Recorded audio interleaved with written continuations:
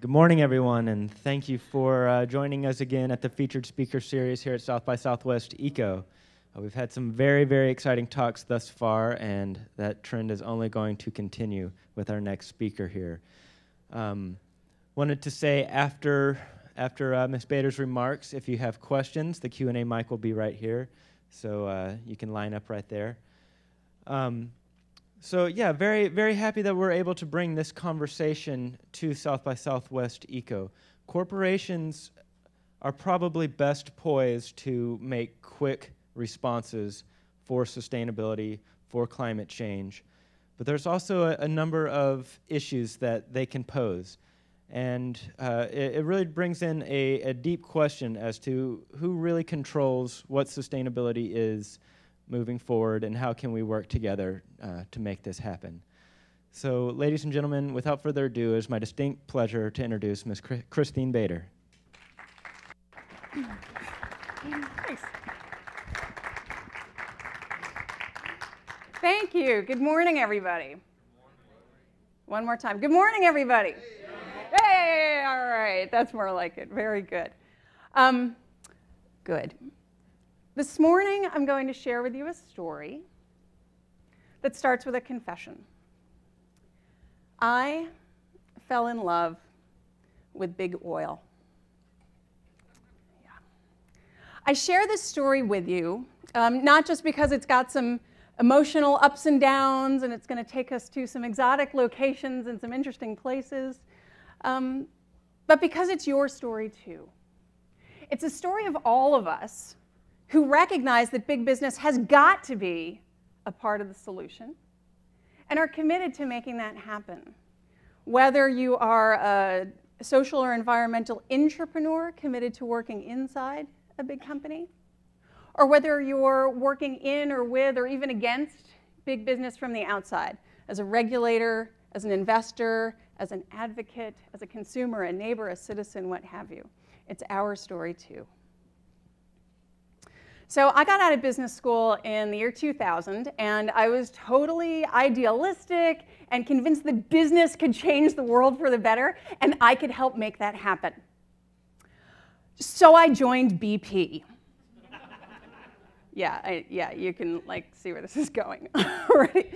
But at the time, this made sense because the company was run by John Brown, who not long before I joined had become the first head of a major energy company to acknowledge that climate change was real and urge action. And he was equally outspoken and progressive on human rights. So I saw what everybody else saw at the time, which is that this seems to be a different kind of oil man trying to create a different kind of energy company. So I joined the company, and I actually saw those aspirations come to life. My first assignment with the company was in Indonesia. And again, this was in the fall of 2000. So CSR, corporate social responsibility, was kind of a thing, but it wasn't nearly as ubiquitous as it was today, right? It wasn't like a job or a career path, really. So I joined as a commercial analyst. I just finished business school, and this is what you're supposed to do when you get out of business school. So I was using my new Excel skills to crunch data. All right, this is like the universal sign for Excel, right? So I was crunching data. And BP had just taken over ARCO, the American oil company. So I was there to help analyze the assets that BP had acquired with its takeover of ARCO, to run models on financial and production data to help the company try to figure out, okay, what should we sell, what should we keep, what should we spin off, what should we do with all this stuff. So I'm running my models, and there was one project in particular that was proving really interesting. And from a technical standpoint, it was totally straightforward. So BP had acquired this gas project from ARCO. And it was a nice, big, fat, juicy gas field, really high quality gas that sat really close to the surface, so it was very easy to develop. And BP would build a short underwater pipeline to bring the gas onshore, where it would build a liquefied natural gas and LNG processing plant, so that the gas could be compressed and loaded up to tankers and shipped all over the Pacific Rim. Okay, that's totally straightforward, right? BP and other companies have done that around the world. But never had they done this in a place like West Papua. Has anybody been to West Papua? Wow, like in this well-traveled room, right? This is a pretty remote place.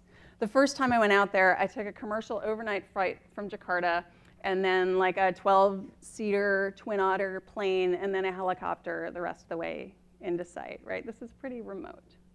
So West Papua, it's the easternmost province of Indonesia. It's the west half of the island, of which Papua New Guinea is the eastern half.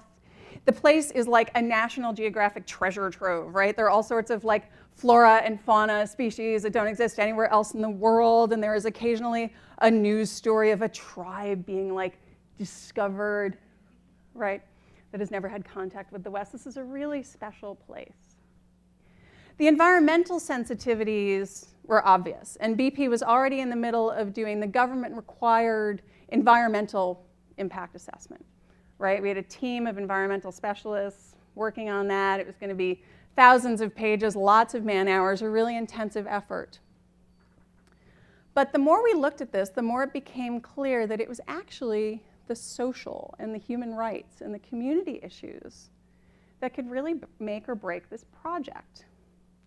For example, the bay that housed the gas was one of the world's largest intact mangrove forests.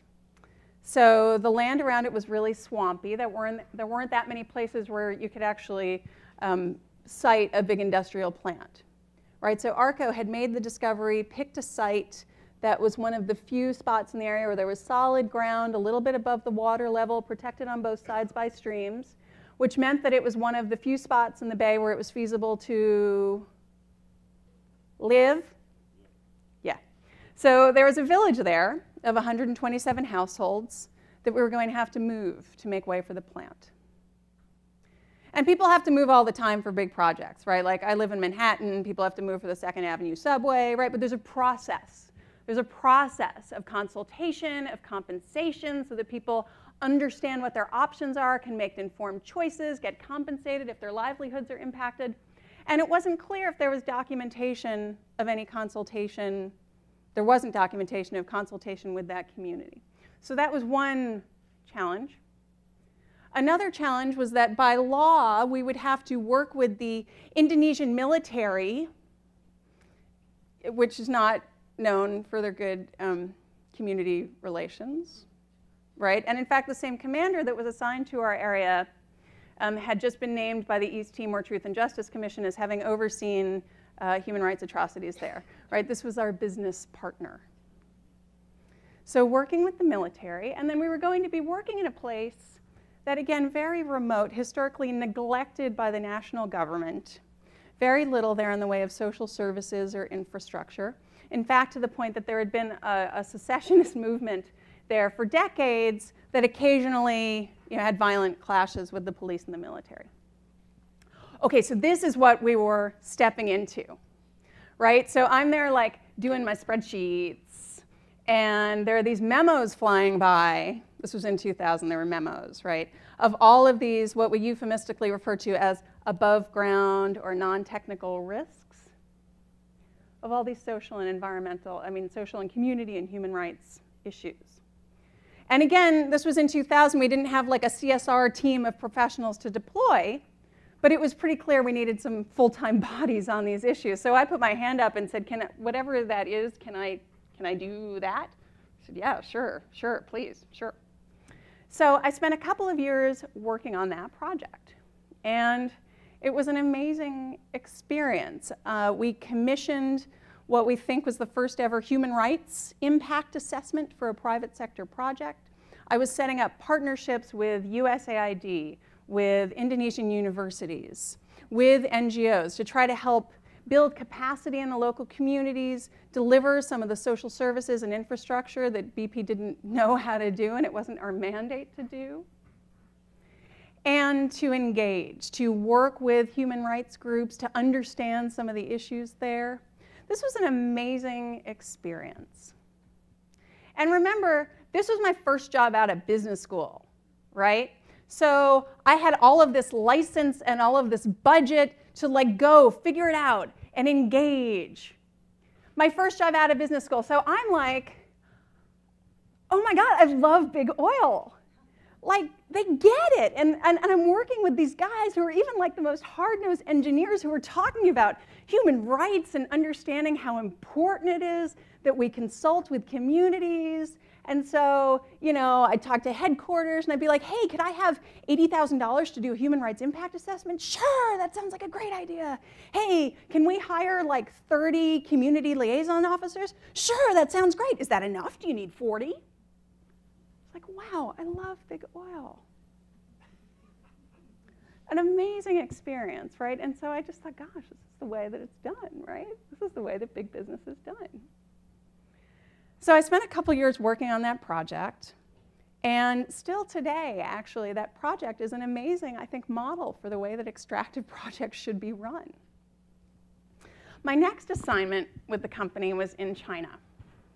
And there, I actually had a similar experience. BP was going to be building a petrochemicals facility as a 50-50 joint venture with Sinopec, one of China's state-owned energy companies. We were going to build this plant about 50 miles south of Shanghai, which then, just over 10 years ago, was still pretty rural. So we would be building this facility next to a town with a population of about 30,000 people. And the construction workforce would peak at about 15,000 migrant workers. That could be a little disruptive. So I spent a year working on that project, making sure that our dormitories were up to international standards. So making sure that they had smoke detectors and that there was a maximum number of guys that could be in a room and how far apart their beds had to be. There are international standards for these things. So making sure that we were using those which were above Chinese law, that we were doing our own audits on the dormitories, which again was unusual. And to find a Chinese national team, a social impact manager, to be there for the long term. Commission a social impact assessment, in part for the report, but actually more as a vehicle and an excuse to engage with local residents and local party officials.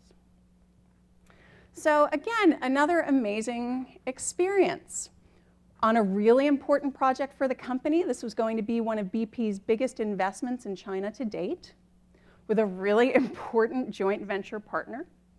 And this was also when we were starting to see a rise in worker and citizen protests in China, which obviously the company wanted to avoid. So again, I had full license all the way up to the top of the company to really push our joint venture partners, right? And to spend money and to engage. Again, loving big oil. My next assignment for the company was in London. And I did another spreadsheety job for a year, in part so that I didn't forget how to use Excel. But also, again, this was 10 years ago, and CSR, sustainability, still not really a career path in the company, and we can talk about whether you think it actually is one today. But still, I wanted to make sure that I was still steeped in the business and commercial drivers for the company, so that, frankly, so that people still kind of knew what to do with me and knew that I was a serious business person. When I was advocating for these issues, I still had the company's business and commercial interests at heart. So I did that for a while, and then started working for the head of strategy and policy for BP. And after a couple months, he asked me to focus on human rights. And by his own admission, he didn't really know what that meant, but there seemed to be a lot going on with respect to business and human rights. So there was this debate taking place at the UN about the human rights responsibilities of corporations, which I would get much more involved in before too long. One of the oil and gas industry associations had just set up a human rights task force because so many of its members were facing challenges that were all being framed as human rights challenges. And a lot of BP's big projects in difficult places were ramping up at the same time. So the project I'd worked on in Indonesia was finally starting major construction, as were projects in Angola, Azerbaijan, and rightly attracting the attention of human rights groups. So my boss basically said, look, go find out what all this is and see if we should do anything differently. So that was about a year-long effort, and it had two different pieces. The first piece was internal.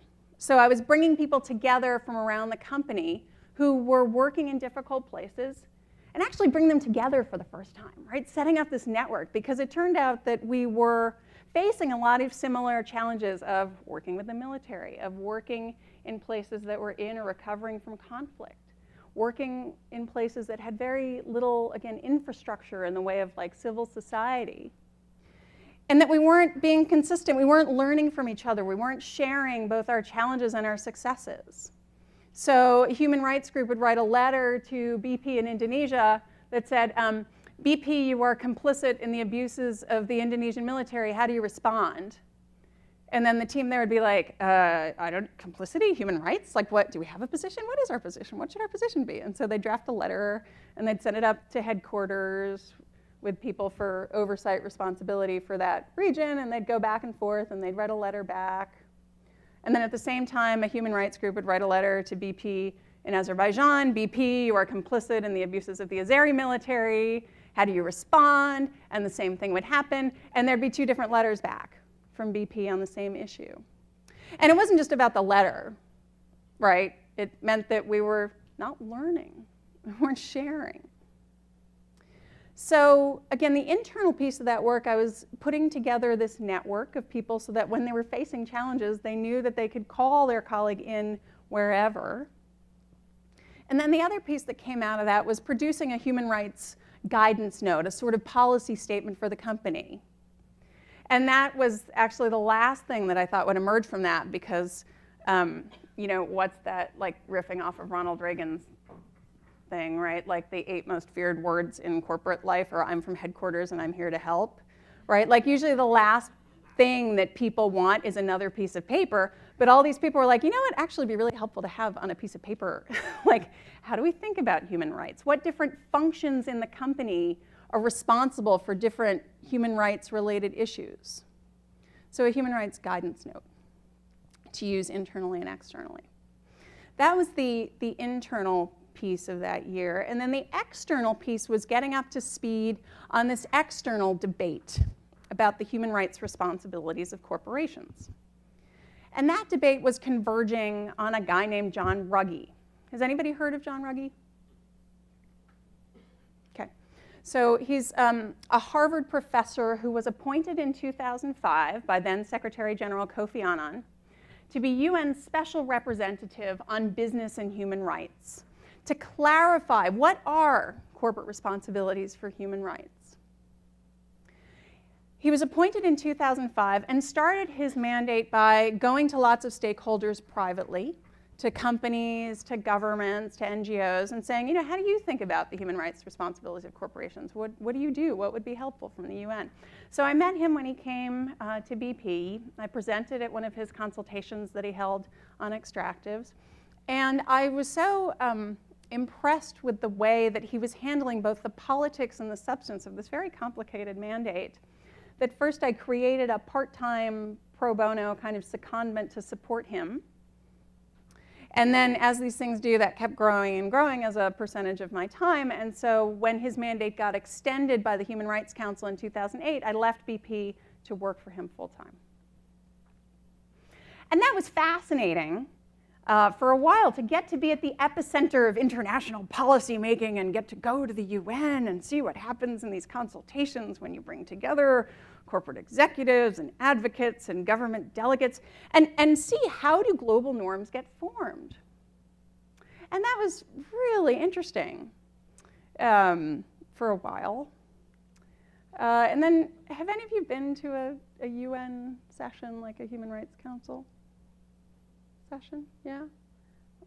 I mean, it's kind of like watching paint dry, right? I mean, like people get up and, you know, the interactive dialogue starts and people get up and read their 6.5-minute prepared statement, and everybody's like checking their email, right, and like eating their lunch. And so it was cool to appreciate what that form is all about, and I think it plays a really important role. But just me personally, I started gravitating back towards the company people in all these consultations, because like me, they seem to be saying, Okay, I think I get why it's important that we're debating whether the council should welcome or endorse these final recommendations. But what do I do on Monday? Because, you know, I need to do something on Monday. Like, my company is operating every day, and there are people at risk, and I need some help here. So what am I going to do differently on Monday? And again, I had such a good run at BP, right? And I was there for 9 years, and again, working with all these amazing people who really went above and beyond what was required by law anywhere to protect people and protect the environment. And I just started to think, you know, for somebody who really wants to have a positive impact in the world, business is where it's at.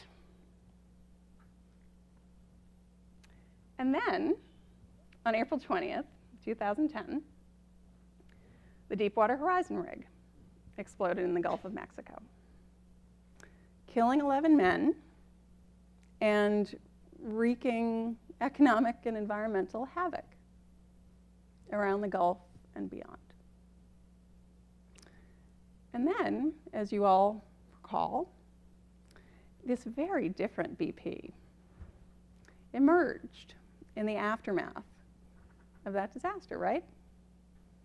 It was one that was callous and reckless and risk-taking and horrible. And it just didn't resemble my BP, the BP that I had loved for 9 years, that I thought I knew so well. So my first reaction on seeing all that was, oh, that is not my BP. That couldn't be my BP. And then my second thought was, or was it? Did I miss something? Did I miss a memo? You know, was I so blinded by my love of this company that I actually missed some pretty obvious warning signs? And then asking myself this question that I realized all of us working in big companies ask ourselves once in a while: was I more marginalized than I realized? Was I actually sitting at the kiddie table while, like, the big boys were, you know, running the company somewhere else? So I really started to ask myself, what does it mean to work on sustainability, corporate responsibility inside one of these big behemoth companies? What does it mean to do this work? And who am I? Like, here I am contributing to this UN mandate and thinking about myself as like an expert in corporate responsibility, having worked at, whoops. So it started off as this, as really a personal exploration to try to reconcile my 9 years at BP and understand what I had done. I started talking to lots of friends and peers and colleagues who I'd gotten to know over the years, working in other big companies, doing comparable work, particularly where things had gone wrong. So friends who work at the Gap after the Rana Plaza collapse, who worked at Yahoo, worked at Coca-Cola. And just talking to them, I mean, these were people that, you know, I'd like seen at conferences over the years, but never actually talked to them about, how do you feel about your work? How does that feel when things go wrong? And how do you maintain your faith and your commitment and your confidence that you are making a difference enough to, like, you know, stay there and keep doing what we do every day? And I realized through these conversations that we have so many common challenges, common themes and frustrations, that I thought, oh, this story needs to be told. The story of this global invisible army of people like me deep inside companies, way far from the cameras. Our story needs to be told. Because I also got really frustrated with the public conversation after every corporate disaster. Right? Deepwater Horizon, Rana Plaza, the financial crisis. The public conversation seemed to be, oh great, another example of a greedy, evil company full of greedy, evil people. Let's regulate them. And, like, how's that working out? I mean, regulation is incredibly important. It is an incredibly important piece of the puzzle. But it is only one piece. And if we keep thinking of companies as being full of greedy, evil people, that only leads us towards solutions that are aimed at getting bad guys. So I wanted to reframe the conversation and focus on these people who are trying to prevent some of the very disasters that ended up ensuing and ask, why did they fail? And what do they need in order to succeed? Because I think we all have a role to play in helping them. So that's why I was driven to write this book. Now I want to share with you some of the themes and takeaways that emerged from all these conversations and from my reflections about my own time at BP. So I want to do that, but before I do, I want to back up just a little bit and dive into the content of this United Nations effort on business and human rights, because just having been here and listened for the last day and a half, you know, there are all sorts of silos, and I think it's obvious that those need to be broken down. And I go to a lot of like business and human rights and CSR conversations and conferences where people aren't really talking about the environment, particularly in the wake of Rana Plaza. Everybody's talking about labor rights and human rights, and that's great. And then I come to conferences that are all about like sustainability, and there's a little bit of talk about social justice sometimes and a little bit on labor rights. But these conversations should not be happening separately. We need to bring them together. So I'd like to spend a few minutes just giving you a little like business and human rights 101, so that at least you all walk out of here with the basics of that framework in the hopes that we can start to overlap these two worlds, okay? Is that okay? Okay. So a little business and human rights 101, which starts with a little human rights 101. So human rights, this is not a new concept. But for the purposes of this conversation, the basis of the modern international human rights framework is the Universal Declaration of Human Rights, right? Which was created in 1948 after the atrocities of World War II, inspired the world's governments to come together, and it was truly a global representation of delegates. There were folks from Egypt and China and Lebanon and the Philippines, as well as the UK and France, led by Eleanor Roosevelt, to articulate a set of 30 rights and freedoms that the world's governments pledged not to violate and to uphold and protect and fulfill. Okay? And that was in 1948. Of course, what has happened since then? Well, companies have grown in their reach, in their impact, in their scale and scope. And it's become clear that companies can impact all 30 rights and freedoms in the Universal Declaration, some very obviously, like the right to work and right to privacy. And some business is more part of the big picture, so right to an adequate standard of living, right? So it's become clear that companies can impact all 30 rights and freedoms, positively and negatively. But it's never actually been spelled out, well, what are their responsibilities towards their rights and freedoms? There's some language in the preamble about how every organ of society has a role to play, but that doesn't give a whole lot of clarity as to what are companies supposed to do. So the UN has tried in fits and starts to sort of articulate this, and then in the early 2000s, a subcommittee came out with a draft, a proposed instrument, a sort of treaty to say, okay, well, here it is. Here's what companies should be doing. And they had a very long UN-y name. They were the Draft Norms on the Responsibilities of Transnational Corporations and Other Business Enterprises with Respect to Human Rights. Yeah, I know, right? But the name was not the only problem. They actually started from this premise of saying, okay, companies, because you are now so big and powerful, you should have all of the same responsibilities as governments with respect to human rights, which in UN-y language is like to protect, promote, fulfill, uphold, respect.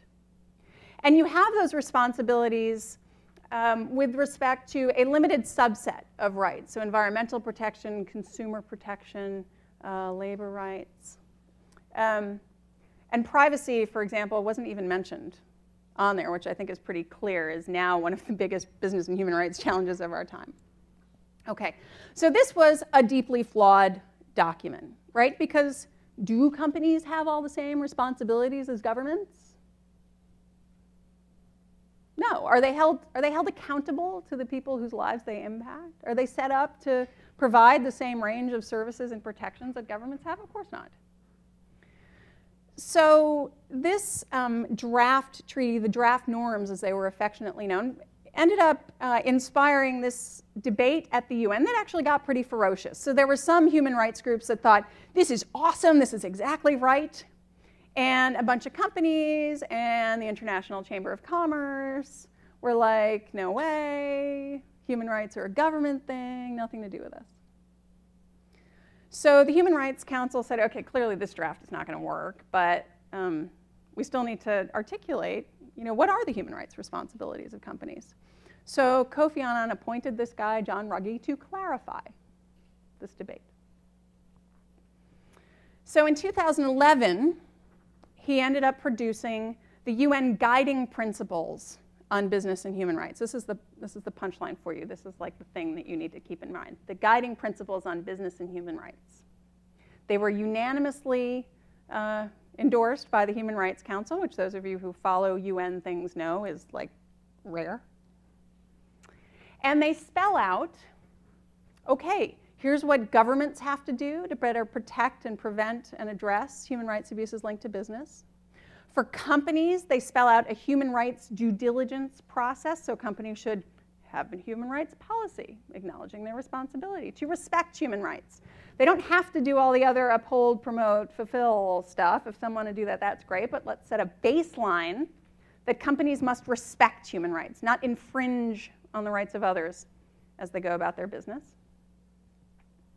And what's been interesting about the guiding principles is not just that they were unanimously endorsed at the UN, and that's awesome, but what's really interesting actually to me, not actually being all that interested in like UN land, is to see the kind of global, normative, almost viral uptake of the guiding principles. Because there was so much consultation that went into creating them. We held dozens of consultations around the world and got input from business groups and advocates and governments, that all these different parties actually feel ownership of the guiding principles and are now implementing them. So governments are starting to take pieces of them and incorporate them into their new laws and policies and listing requirements for their stock exchanges. Companies have endorsed the guiding principles, and even the International Chamber of Commerce has endorsed them. And companies are actually using them because the guidance is helpful. And NGOs and investors are using the guiding principles in their engagement with companies, saying, hey, this is like the new standard. Can you show us how you are in compliance, even though it's not really a compliance-driven document? So that, to me, is actually what's really interesting about the guiding principles. And they are finding their way into other international standards as well. So ISO 26000, their new social responsibility guidance. There's a human rights chapter that draws heavily on the guiding principles. There are other examples as well. So they're not meant to trump other standards out there on human rights, whether fair trade standards or what have you, but they're meant to provide an underpinning.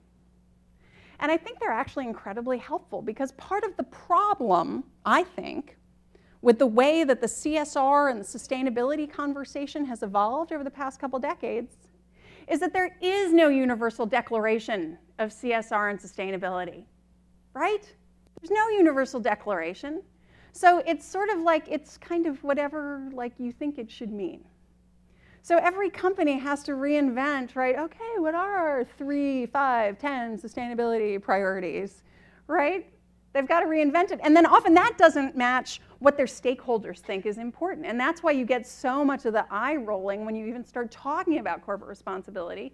Because for some companies, it is like recycling and sending out employees in matching t-shirts to go paint a wall for 5 hours a year. And that's awesome. That's awesome stuff. Do that. That's great. But that's not what I'm talking about here, okay? The Universal Declaration. This was agreed by the international community over 60 years ago. It's not going to change. And having worked in a company of engineers, like having a list is really helpful, right? Like engineers love lists, right? So like, here's your list, 30 issues, check, check, check, right? And granted, it doesn't read like a business manual, like you're reading, like, this language is kind of weird. Like what? And there's some translation that needs to take place, but it's actually a really helpful starting point. Okay, the UN Guiding Principles on Business and Human Rights. If you want to know more, there's a wonderful nonprofit website, business-humanrights.org, the Business and Human Rights Resource Center. It's a great resource. Okay. That was your Business and Human Rights 101. Now let me bring it all back together and share with you some of the themes and the takeaways, again, that came out of my interviews and my reflections that are in the book, and tie it in with, okay, well, how do we get this right? How do we do better? Okay, so themes. One theme that emerged from a lot of these interviews was the importance of bearing witness, right? As organizations, any organization, but as companies grow, so few senior executives ever bear witness to the impacts that their decisions have on the communities, the people at the tippy toes of their supply chain, which frankly makes it easier to do things that hurt them. So one of the people I interviewed was Laura Rubo, who's on the International Labor Standards team at Disney. And they were able to arrange for Disney's CFO to go visit factories in China where Disney-branded products were made. And they did it like they do every other trip, like random selection of factories, unannounced audits. And so they saw some good factories, and they saw some that were not so nice. And you can bet that that trip has helped the team make sure that they continue to have senior level support for their work. And some people have told me about how when they couldn't arrange a trip, they brought in photos to the management meetings or the board meetings where they were presenting. Like they did their spreadsheet presentation, but it was really the photos and the stories of people that moved them. And I realize now part of why BP's effort around that project in Indonesia was so extraordinary was because we had this like constant parade of senior executives coming out to see this project, in part because, again, this was like the crown jewel of the ARCO takeover. And then frankly, I think a lot of people heard how like beautiful and exotic a place it was, so like everybody, you know, found a reason to come see it, which was a pain, but that's fine. Because then when you talk to people and you're like, okay, we need to do this, this, and this, and they're like, absolutely. Like it is, you cannot deny that the company had to put, you know, every effort possible into protecting that place once you'd seen it. So the importance of bearing witness. The second theme that emerged was all about, culture and communications. Right, so a lot of us spend a lot of time like getting every word right in the policy and perfecting our tools and dotting the I's and crossing the T's and then being like, hey, look at my perfect policy, here you go. Right, and how's that work, right? So it is clear that we fail in part because we fail to take heed of the culture, whether that's the cultural context or the corporate culture, not just of the company, but actually of the function that you're trying to engage and of the person sitting across the table from you.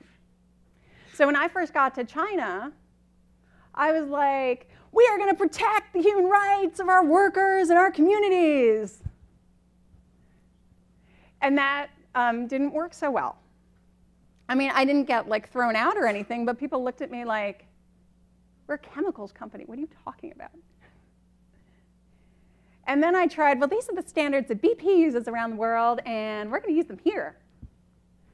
And hey, arrogant, right? So that didn't work so well. And so finally, I had to shut up for a while and listen to how people talked about their work, what motivated them, what they wanted help with, what they were worried about. So finally, when I came back and said, okay, I understand that you guys want this to be a world-class model project, if that is the case, these are the standards for dormitories, for working conditions that world-class model projects use. So we're going to use them here. And they were like, oh, okay, why don't you say so? I mean, seriously. One of the people I interviewed was Dave Stangus, who was at Intel for a long time. He's now the head of CSR for Campbell's Soup. And he told me when he first got to Campbell's, his CEO was really keen to announce their big, bold sustainability goals, because I think like Lee Scott at Walmart had just announced his or something. So they're sitting in the meeting, and the CEO's like, okay, Dave, let's come up with the goals, and right here, and I'll go announce them, and then you go tell everybody to implement them. Yeah, and he's like, please don't do that. Like, they're going to hate me, and it's not going to work. Give me some time to go sit with the business unit and the function heads and understand what they're paid to do, you know, what they need help with, and then we can frame how what we want to get done supports their goals. So culture and communications. That point on Dave Stangus leads me into another theme that emerged, which is incentives. So you can talk about culture and your values, but at the end of the day, people are going to act on what they are paid to do, right? And one of the challenges in this field that I found that came up over and over in these interviews was that no one gets rewarded for what doesn't happen. And a lot of the work that we do, a lot of the work in corporate sustainability or safety or ethics is about preventing bad things from happening. And that is very difficult to reward for. So one of the women I interviewed manages supply chain for a very big multinational. And she told me how livid she was when one of her company's internal awards, which, you know, are really prestigious in a big company, right? They're like a big deal, went to one of her colleagues who managed a big safety disaster. And she was like, are you kidding me? I've prevented like 20 of those. But how do you reward for that? So we have to get better at rewarding prevention, right? And rewarding long-term sustainability and performance.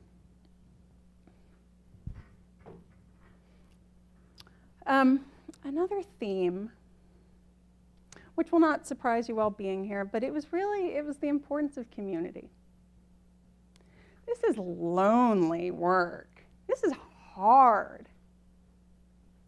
And so many people talk to me about how they maintained their confidence and actually got better at their jobs by coming together. So I've been a part of a bunch of these initiatives, whether it's the UN principles or these sector-specific initiatives like for extractives or for apparel or for tech companies to come up with like a code of conduct to tackle a particular issue. And these initiatives, they ostensibly bring people together for a particular topic, like for the content, right? But actually, the same people keep coming back to those meetings over and over again because of the community. Because in the coffee breaks, when you can say like, oh my God, you had that same argument with your lawyer too? Like, so did I. How did you deal with it? And yeah, that kind of sucked, didn't it? Right? So the importance of community, it is so important.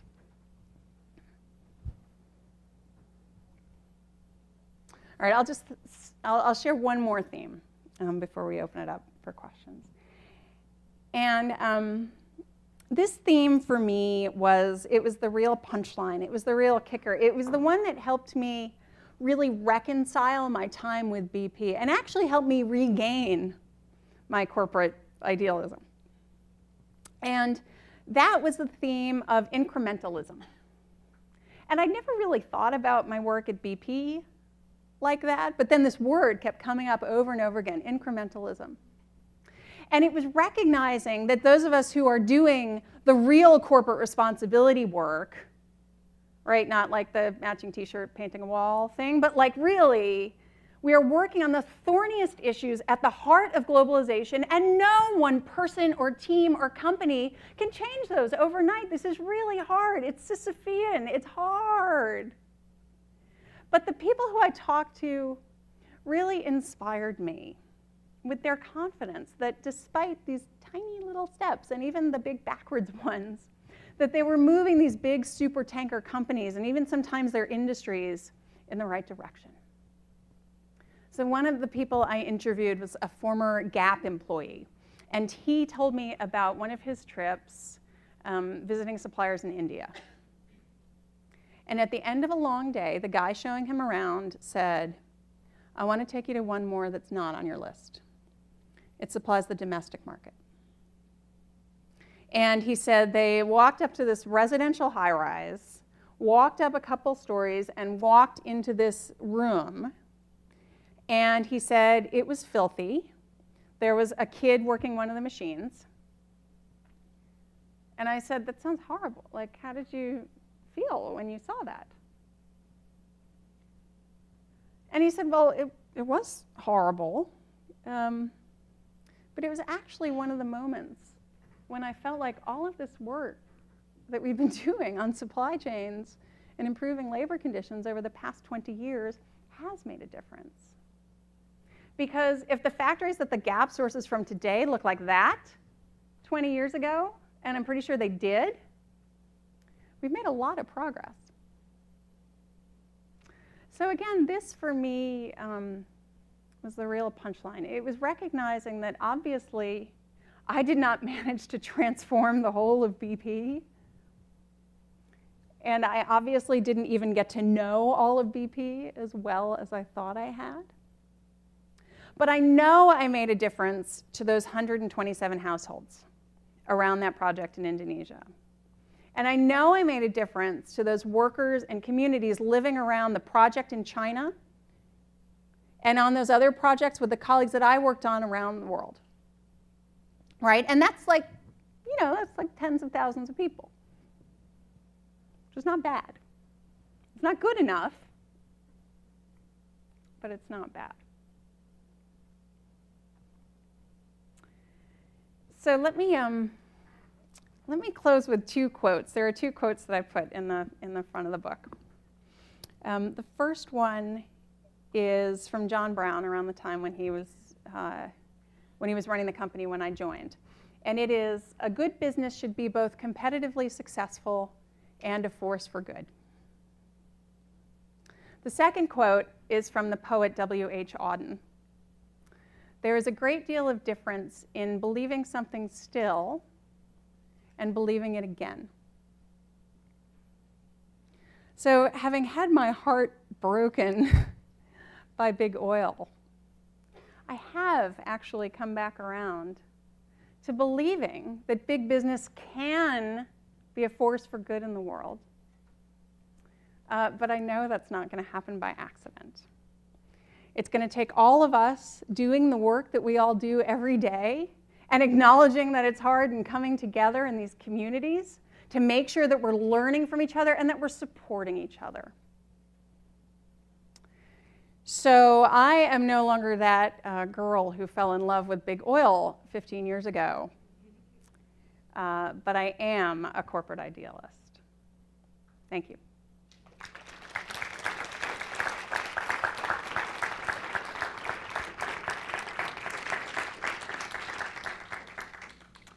What do you want to talk about? There's a mic over there.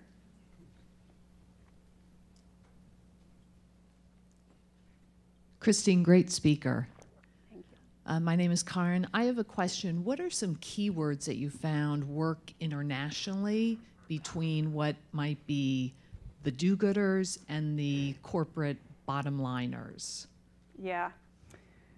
Keywords: risk management, reputation. I'm not crazy about, I mean, again, what I was saying is that you have to figure out like what the person sitting across the table from you really cares about. I'm not crazy about thinking about reputation because I think way too many companies think about managing our reputation. And it's like, why don't you manage the stuff that drives what your reputation is? You know, but it works, and I'm all for like whatever gets you in the door. But I really think that risk management has been really helpful to me. Great, thanks so much. Thank you. Hi, I'm having a little difficulty trying to phrase this question, but can you talk about greenwashing? You talk Sure. about brand management, expectations, and people are compensated very well. I presume you were compensated very well by BP. Mm-hmm. And how much do you think of large corporate efforts are really meant specifically more to enable bad actors to continue acting badly while giving them veneer and cover by bringing in people to nibble at the margins and be compensated well? Yeah. And I don't mean to be hostile, but this is a problem that exists in this world, and I appreciate your take on it. Yeah, you bet. I mean, it's obvious from the way that you phrased your question that that is where you're coming from, and that's fine. Because there is a lot of that, unfortunately, right? It is a lot of companies managing their reputation without managing the stuff that they're actually doing every day. So I do think that this human rights framework is actually really important for that, because it gives us all a starting point to look for, right? It says, okay, that's really interesting, but show me your processes, right? What are your internal company processes that back up those statements that you're talking about? I mean, this is actually where we get down to the details. This is like, I think that the core of this work, it is these deeply unsexy corporate processes that are so important, right? So I think I mentioned incentives. I think that's one. So, okay, like you say you're going to be green. What are you paid to do? What's in your performance contract, right? And then the other piece of that is how are resources allocated inside the company? Again, this like totally unsexy thing of corporate process. But what I want to see is when companies are approving new projects, they're going into new markets, what are the gateways for green or for human rights that they're actually using to make decisions? So another person I interviewed was Abella Okobi, who until recently ran the Business and Human Rights program at Yahoo.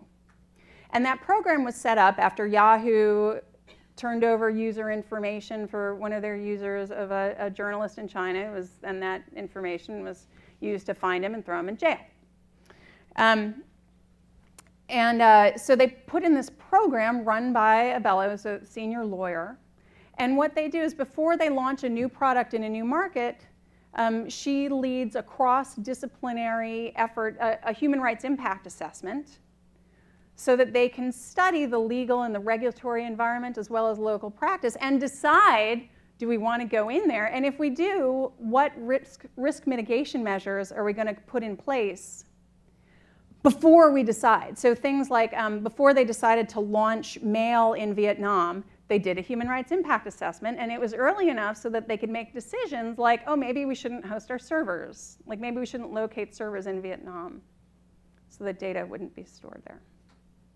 Anyway, I'm getting a little bit off point, but I totally get your question. And so I think now, like, okay, statements are great, and ads are lovely, and they make us feel good. But what are the incentives, and what are the processes that back those up? Does that help? Okay, I will take a margin. Please.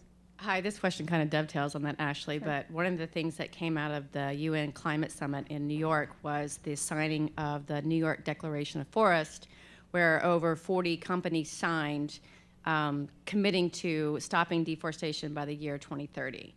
So my question is, you know, kind of like what he was talking about, greenwashing, is how can stakeholders and consumers kind of hold these companies to the feet to the fire to make sure that they really do these commitments and they stick to it from now until 2030? And do you think that the companies have a responsibility to communicate that on an ongoing basis? Yes, absolutely. And so I don't know the details of that declaration, but like with any declarations, right? And all of these standards, again, I think it gets back to what are the processes? What are the reporting requirements going to be?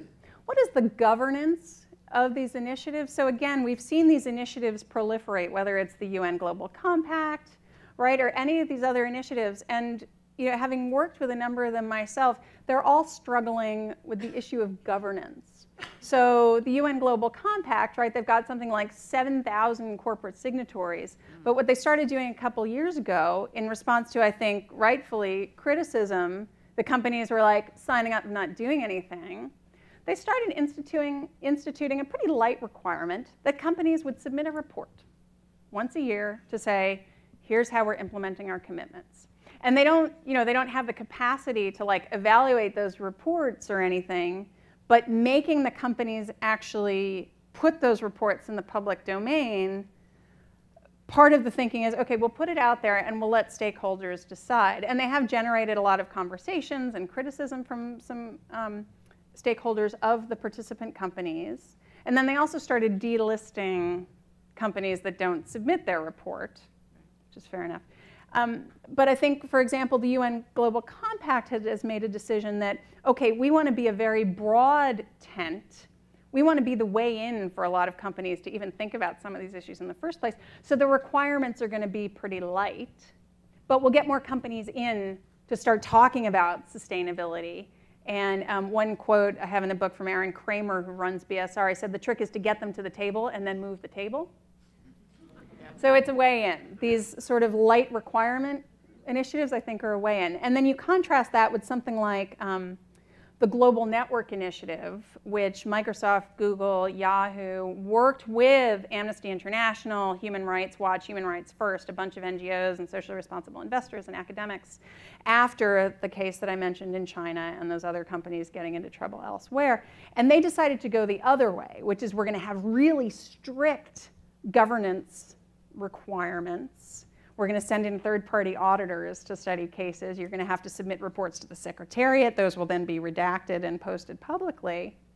But now they only have, I mean, I think it's 6 years later that that initiative launched, and they've only got 6 company members.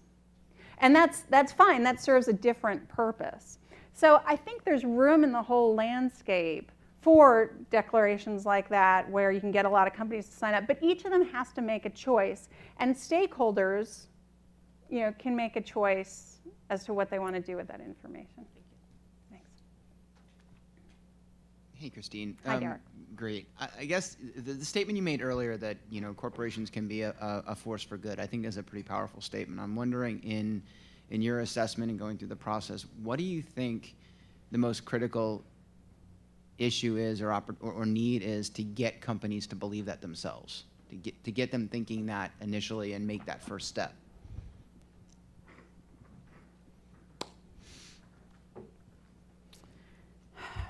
That's a great question, Derek. I mean, I think it depends on the industry, and again, it depends on the culture of each individual company. I mean, you talk to a lot of the tech companies who have been hit with some privacy issues, and they're sort of stunned, right? They're like, but we're all about like good in the world, and of course we're a force for good. And it's like, do you not realize that you're also putting people at risk by doing what you do? So I do think that a lot of people do think deeply when they first join a company about its mission.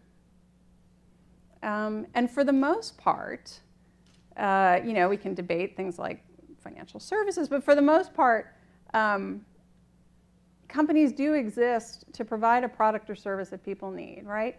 And so when I joined BP, people really did talk about the mission of the company being to provide heat, light, and mobility. I mean, without a hint of irony, this is really how people thought about the mission of the company, right? And of course, there are debates on, well, how do we do that as effectively and efficiently as possible?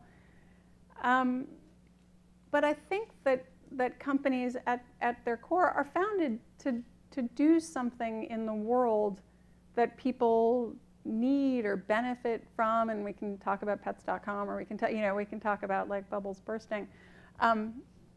But I think that a lot of companies and people in those companies kind of get that. But again, what I talked about, as companies grow and as people's roles get more like focused and abstract, and you have people being ever smaller cogs in ever bigger machines, I kind of lose sight of that. And so that's why I talked about like the importance of bearing witness. And again, the importance of community, because I think that companies that do sustain themselves over time, like they are providing a service. And I think, like extractives, pharma is another really interesting example. Like these companies, are creating life-saving drugs.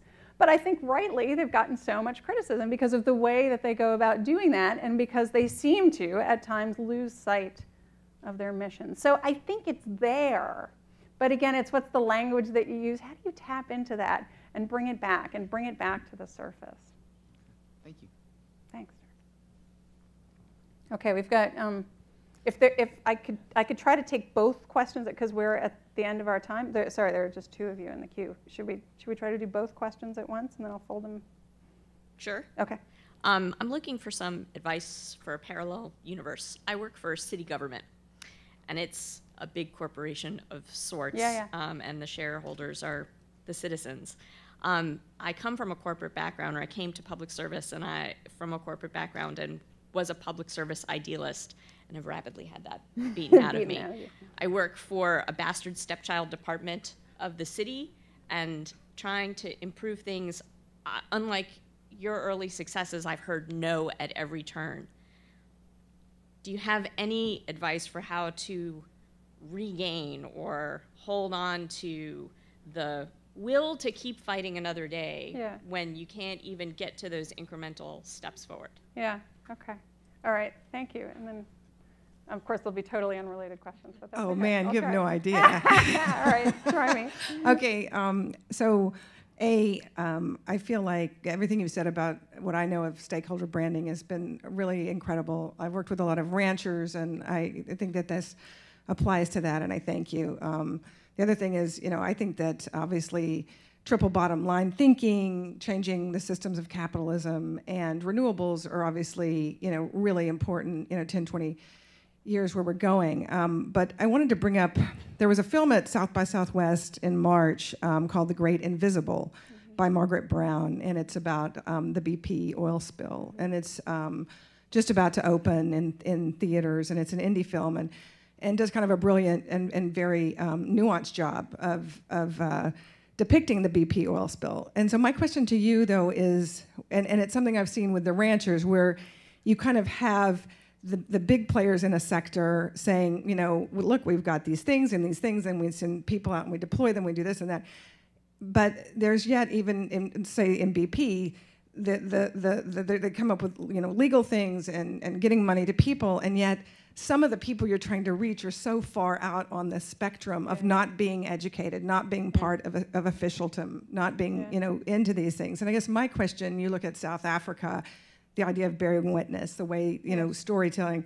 I guess what I'm wondering is if you think our society has all the mechanisms it needs to help move into more of what's called pro-social emotions around these things.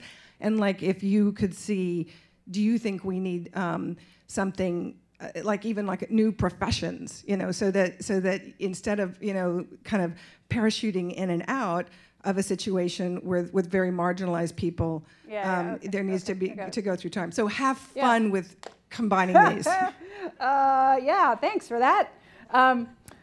So I think we do have all these pieces out there, and it's a matter of breaking down all these different silos.